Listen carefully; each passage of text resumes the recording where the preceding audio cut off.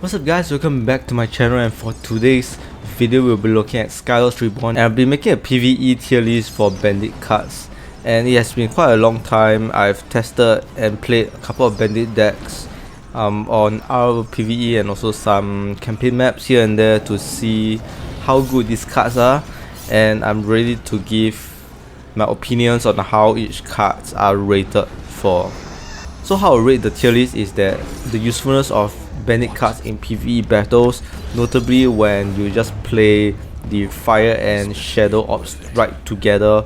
Basically for tier D is the cards that are the most useless and you probably won't really play at all. For tier C is highly situational cards, and tier B is also situational cards but it's more useful in most cases. For cards at A tier are cards that are useful in many situations, and of course S tier are cards that you must have in the Bandit deck.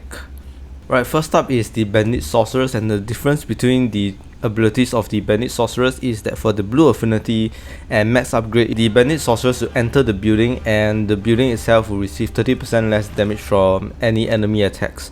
But for the red affinity, when the Bandit Sorceress enters the building, surrounding friendly units will be able to deal 20% more damage.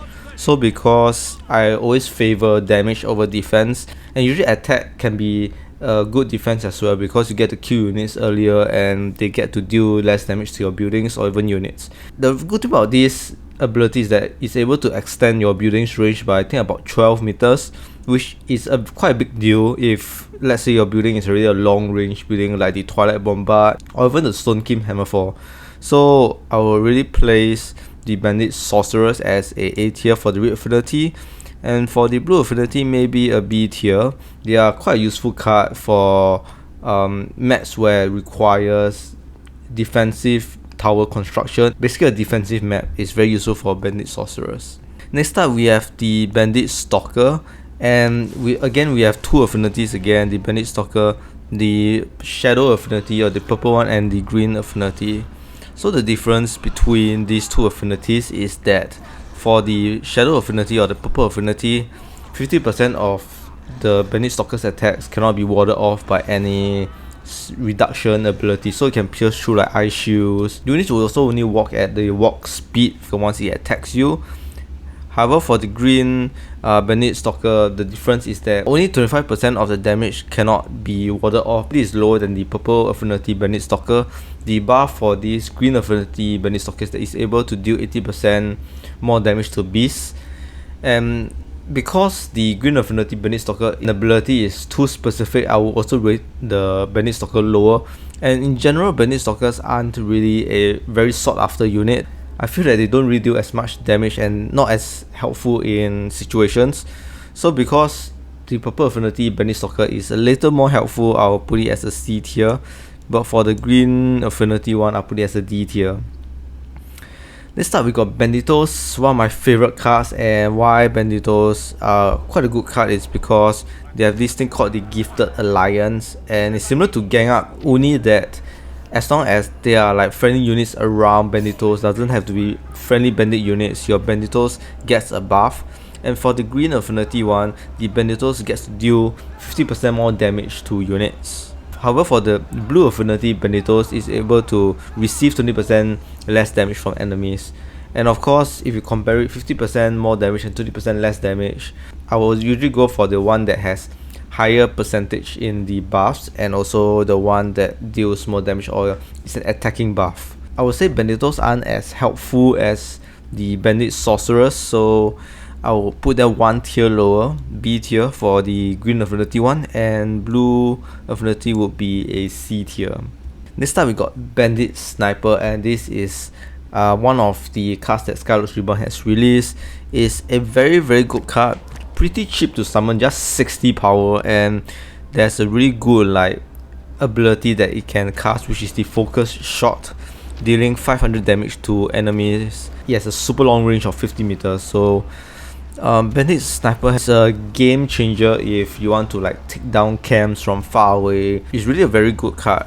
So I'll rate Bandit Sniper as an A tier. The Bandit Sniper is quite paper and kind of like loses its attacking ability if enemies have like melee units around, so it's good for long range attacks, but again, situational. There are better range units for tier 2 than the Bandit Sniper if you want to run an army closer together and attack enemies closer together. I would honestly rather have commandos right in the deck because decent attack, and you can also use the ability called concentrate, which kind of like pins your commandos down and they're able to get more lifesteal from their attacks. So instead of having the normal 15% lifesteal for bandit units, if you use commandos concentrate attack, it will be able to steal 60% of your opponent's health based on its damage. So that's a pretty good ability. And of course the Blue Affinity one is better because on top of having the 60% damage dealt added to their life points, they're able to only receive 25% less damage. For the Purple Affinity one, they get the same amount of lifesteal, but they deal 50% more damage against humans. So highly situational, so recommend you to get the Blue Affinity Commandos. And for that, the Blue Affinity Commandos is easily either A or B tier. I'll put it as an A tier. Is quite a good unit for bandit unit, and for the Purple Affinity one will be a C tier. Okay, next up we got the Bandit Spearman, and the difference between their affinities is basically like a flip over. So for the Blue Affinity Bandit Spearman, it basically deals 50% more damage against closed range or close combat opponents, but 30% less damage to ranged opponents. And then the flip side is the Fire Affinity, which deals 50% more damage towards ranged enemies and 30% damage less to close combat units. So to me, what I feel is that the Bandit Spearman is more useful attacking melee units because you kind of have to travel a little bit more to attack the ranged unit. So because of that, I would favor the 50% more damage towards the close combat units, which is the Blue Affinity one, over the Fire Affinity one. But overall, both affinities kind of like is very similar in power. So only solely based on that, I would just put them a tier higher and a tier lower. For the Blue Affinity Bandit Spearman will be a B tier, and Red Affinity will be C tier, but all in all they are kind of like have a very similar strength. Yeah, so next up we got the Bandit Wind Hunter, and again the difference between each affinity is regarding buffs and debuffs of either hostile or a friendly unit or your own unit. So for the Wind Hunter, its ability is that it's able to remove all buffs from either a hostile unit or debuffs from a friendly unit. The Wind Hunter is a pretty good unit because it's a notable strong flying unit at tier 2, and honestly I don't really use a lot of the ability. The good thing about the ability is that it's free to cast. I'll just base the card on it being a very strong flying unit, even though it's quite a paperish unit, but it deals a lot of damage and it flies similar to the Skyfire Drake. All in all, it's a very useful unit. I'll put the Wind Hunter as an A tier. If you do have any other options to put for tier 2 flying units, you'll put the Wind Hunter, because putting it into perspective, the Skyfire Drake is just slightly weaker than the Wind Hunter, have slightly fewer health, I think about 20 health lesser, and also like about a marginal attack difference between the Wind Hunter and the Skyfire Drake. And next up we got the Bandit Launcher building, and apart from its normal attacks, the difference between the Bandit Launcher buildings on its affinity is that for the Purple Affinity, it deals more damage to units when it's being destroyed, but it also can deal damage to your own friendly units. And for the Fire Affinity, it deals damage, slightly lesser damage, but only to enemy units. So this marginal difference, I feel that it isn't much of a difference. So and in general, Bandit Launcher isn't a very strong building. It's quite easy to get destroyed, and the damage isn't as good as it seems. So honestly, Bandit Launcher buildings, though useful for its ability if you want to like sacrifice your building, still not as great. So highly situational, put it as a C tier. Next is the Sky Defender. The good thing about Sky Defender is that it's able to attack at a super long range of 50 meters. The Sky Defender, the difference between the two affinities is that for the Shadow Affinity, it's able to attack flying units just based on pure damage because it's able to pierce through ice shields and even like major damage reduction buffs to the enemy unit. So I think this is a better choice to put for the Sky Defender Shadow Affinity, because for the Green Affinity one, they are unable to use their special abilities for 15 seconds to whichever units that got attacked by the Sky Defender. And for that alone, I think the Shadow Affinity Sky Defender all in all does more damage, because the damage cannot be circumvented by any other buffs or ice shields. So I'll put the Sky Defender as a B tier because it only solely attacks air. I'm not very sure about the usefulness of Sky Defenders in general. And for the Green Affinity one, I'll put it as a D tier. Obviously, it's almost only useful for PvP battles for this Green Affinity one, unless you play RPVE where play against elemental units which can cast abilities when they attack you. Next up is the Writer's Retreat, and obviously this one is the hands down Green Affinity one is better because it regenerates your bandit unit's health 70 health points per 2 seconds, and the Writer's Retreat combined with the commandos at its ability using the concentrate will grant the commandos almost invincible unless your enemies have tier 4 units, which can kind of like destroy the commandos instantly. So from this alone, Writer's Retreat is a very useful card. It's almost used in every single bandit defensive positions against with commandos. Honestly, Writer's Retreat Green Affinity one, you can put it in any map to play for campaign PvE, and also combine it with the commandos, which is why the Green Affinity one is a S tier. And because honestly the Green Affinity outshines the Blue Affinity so much, it kind of looks like the Blue Affinity isn't as great anymore, but that's the difference between the two Writer's Retreat, the Green and the Blue Affinity one, which means the Blue Affinity is only at a C tier. Next, Bandit Minefield, basically summoning 4 mines in a row and it deals insane amount of damage, so it's the S tier. Next up we got Warrior's Death. So the Blue Affinity one will kind of like reduce damage taken, and Red Affinity increase your damage. Issue about this Warrior's Death is that after being cast, you only have about 20 seconds before your units die. So if your unit is going to die anyway, why would you even need your unit to kind of like receive fewer damage? So that's the part that doesn't really make sense, but it's kind of applicable in some situations where the enemy forces are very strong and you just need it to have some sort of ground presence. But overall, highly situational card for the Blue Affinity, and for the Red Affinity one, we'll put it as a B tier. Next up, Bandit Lancers. I mainly use Bandit Lancers only because of its swift ability, and it's quite a cheap card. The branding isn't as helpful either. Maybe the Purple Affinity one is slightly more helpful because whoever the Bandit Lancer has branded on, the unit receives 15% more damage. So other than that, it's not much use for Bandit Lancers unless you just want it to be a swift unit, a cheap tier 3 swift unit, quite tanky as well. I'll just put the Shadow Affinity one at the B tier and the Green Affinity at the C tier. Next up we got the Gunner, and the difference between the Shadow and Red Affinity Gunner is that the Shadow Affinity Gunner, 100% of its damage cannot be warded off by any ice shields or whatever, and for the Red Affinity one, only 25% cannot be warded off. And because it's kind of like you only get 25% full damage, the Gunner got buffed with 100% additional siege damage.